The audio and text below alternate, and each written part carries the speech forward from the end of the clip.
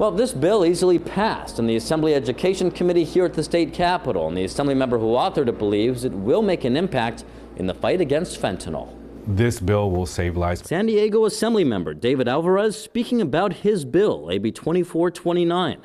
If signed into law, the legislation would require local school districts who've already made health education a high school graduation requirement to also include the dangers of fentanyl as part of the curriculum. We need to make sure that our young people are aware of what this drug can cause, which is death, and we need to make sure that they are informed in a way that's real information, that they're through education, not through fear tactics or misinformation. It comes in a state where, as of 2022, statistics from the Department of Public Health showed more than 6,470 Californians died of fentanyl poisoning that year alone, coming out to an average of 124 deaths per week. Young people need to be more aware of that, and we also, by the way, want to make sure that people know that there are also going to be consequences for those who deal with this, who think that peddling and selling and getting young people addicted to this, it's not okay. Senate Committee on Education will come to order. His bill unanimously passing the Senate Education Committee with bipartisan support Wednesday.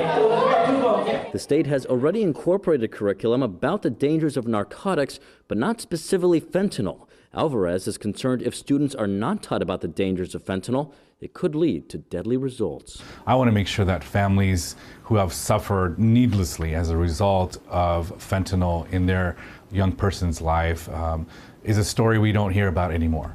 And the bill has no formal opposition and next heads to the Senate Appropriations Committee. Reporting at the state capitol, covering local news that matters, Eitan Wallace, Fox 40 News.